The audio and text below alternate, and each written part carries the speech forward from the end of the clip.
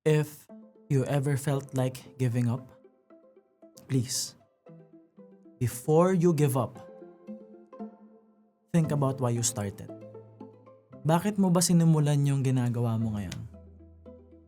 Maybe you were inspired, you were motivated, maybe you had a vision. A vision na sobrang naramdaman mo. Nakita mo yung future na gustong gusto mo para sa sarili mo saka para sa pamilya mo. Maybe na-discover mo yung pangarap mo at naramdaman mo na pwede siyang mangyari sa'yo. I'm pretty sure that there's a reason why you are doing what you are doing right now. Sigurado ako may malalim na dahilan yan. Or maybe you started your own business, you started your career now, maybe you went abroad because of an emergency. Maybe kailangan mo ng pera. Pero alam mo sa sarili mo na ginagawa mo to hindi lang para sa'yo, para rin sa pamilya mo. Isipin mong maigi ngayon, bakit mo ba sinimulan yung ginagawa mo ngayon? And maybe sawang-sawa ka na rin sa kahirapan. Sawang-sawa ka na rin na lagi ka na lang insecure, lagi ka na lang nagdududa sa sarili mo, laging gutom, tapos hindi mo mabili yung mga bagay na gusto mong bilhin. Para sa'yo, sa mga magulang mo, or pwedeng sa anak mo. And I know it's really hard right now. But the question is, ngayon ka pa ba bibitaw? Ang mahirap kasi sa atin, when we look at social media, ang nakikita lang natin, magagandang bagay. The byproduct of a hyper-successful entrepreneur. Pero hindi natin nakikita yung hirap na pinagdaanan nila. Yung pagod, puyat, the rejections, the failures, the hard decisions, the betrayals. Ang nakikita lang natin, yung magagandang resulta. Yung magandang bahay, yung magandang kotse, yung magandang relo, yung mga travel with the family, the time freedom, na sobrang tagal din nilang pinaghirapan. And what's happening is, pag nakikita natin yung resulta ng iba, kinukumpara natin yung sarili natin. And the hard part is, maybe you are struggling really hard right now. Maybe you are working really hard. Lagi kang nagpupuyat, lagi kang nagpapagod, lagi kang nag-e-effort. And yes, alam ko, you are probably doing your best right now. Pwedeng binibigay mo talaga lahat. Pwedeng nagpe-pray ka pa. Maybe you are asking yourself right now, bakit ang tagal ng resulta? Of course, we will be facing failures. Broken agreements, rejections. Yung akala natin, magiging maganda yung resulta ng trabaho natin. Hindi pala. Yung akala natin, bibili na sila ng produkto natin. Pero hindi pa rin pala. Yung nararamdaman mo na parating na yung blessing. Pero challenges ulit yung dumating. Of course, nakakaranas ka na ng gutom, pagod, matinding puyat, matinding hirap. And the hardest part is, the next day, you have to show up again. Ilalaban mo ulit. With the same effort or probably more effort. With the same energy or probably more energy. The same smile, the same heart with the same passion, and yet wala pa ring resulta. Tapos dadating sa time na ultimong pamilya mo, sasabihin nila sa'yo na itigil mo na. Siyempre, initially, feeling mo kalaban sila, di ba? Feeling mo against sila sa ginagawa mo. Pero minsan, hindi natin namamalayan na baka nag-aalala lang sila. Mahal lang nila tayo. Nakikita lang nila na pagod na tayo, na hirap na tayo. Minsan makakapagsalita na sila ng hindi maganda sa ginagawa mo. Minsan may masasabi silang hindi maganda sa karir mo. And the worst part is, pwede pa kayong magtalo. Pero alam na alam mo sa sarili mo, nasa puso mo ngayon, ginagawa mong lahat ng to para sa kanila din. Na kahit sobrang hirap, kahit sobrang bigat, kahit minsan halos magkasakit ka na, titiisin mo, wag lang silang mag-alala. Ang nasa puso mo pa rin, pagdating ng blessing, kasama sila doon. Ginagawa mong lahat ng to para sa kanila. Para sa future na nakikita mo, para sa iyo at para sa pamilya mo. Of course, you will fight. You will move forward. You will face the challenges. And then magtitiwala ka sa mga tao. Magkakaroon ka ng team, magkakaroon ka ng community, magkakaroon ka ng mga kaibigan.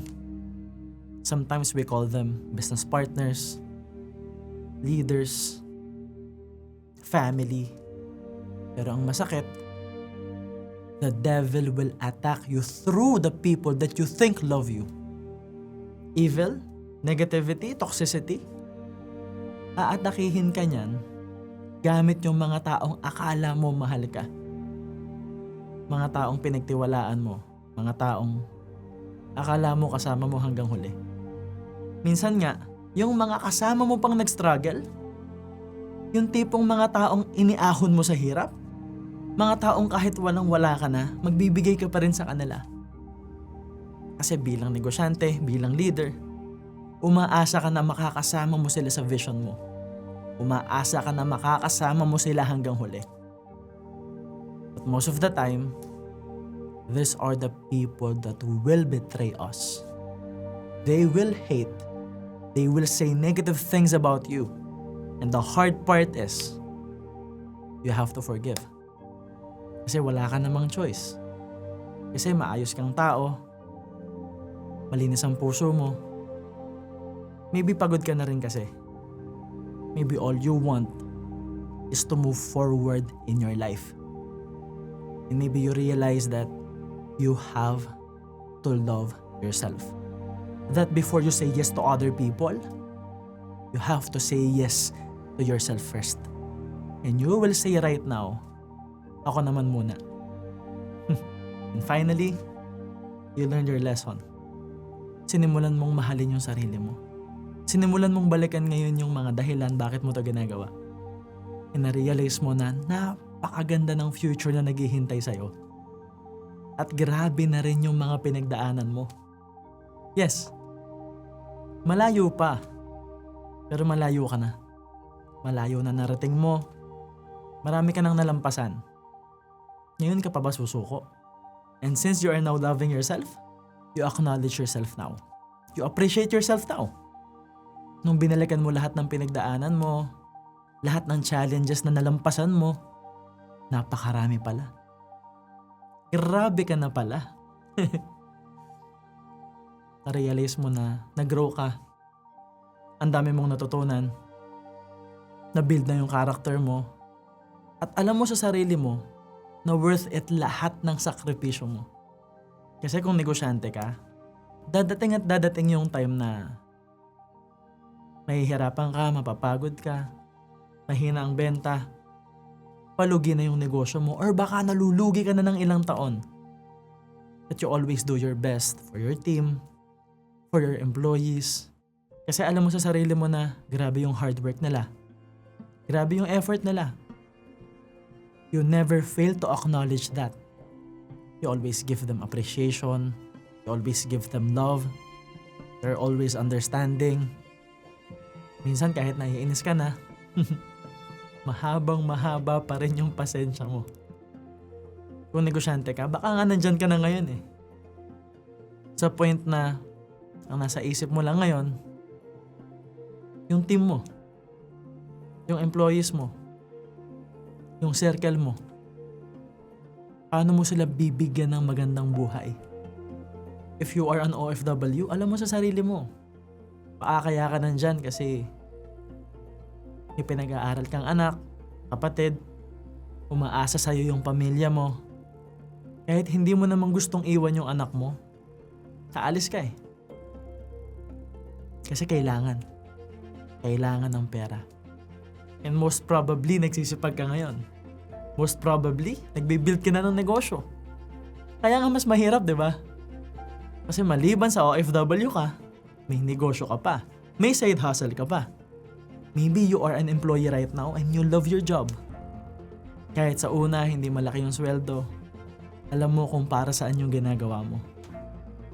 And as you move along in your career, in your journey towards the future that you want, towards your vision, yung vision na nakita mo kaya mo to sinimulan, maybe nai-inlove ka na rin ngayon sa ginagawa mo. Maybe nahanap mo na yung value ng ginagawa mo. And maybe you know the higher purpose of what you are doing now. Maybe you are serving people. Maybe you want to make people happy. You want to transform the lives of people through your products or services. Maybe you are able to find the deeper meaning of what you are doing. Yes, I understand how you feel because I've been there. Paulit-ulit akong dumaan dyan. Paulit-ulit kong naranasan yan. And I'm here to tell you na kapag sobrang bigat na, nakapag dapang-dapa ka na, nakapag sagad na sagad ka na, napakalapit mo na. Sobrang malapit mo nang makuha yung vision mo. Sobrang malapit mo nang makuha yung mga goals mo. Na pag nalampasan mo yung mabigat na nararamdaman mo ngayon, kapag kaya mo pa rin magpasalamat sa nasa taas kahit sobrang bigat ng pinagdadaanan mo ngayon, kung kaya mo pa rin gumawa ng tama kahit puro mali yung sinasabi nila sa'yo, kung tuloy-tuloy ka pa rin sa paggawa ng mabuti sa mga tao, malapit mo nang makuha yung mga pangarap mo. So I'm gonna ask you again. Ngayon ka pa ba susuko?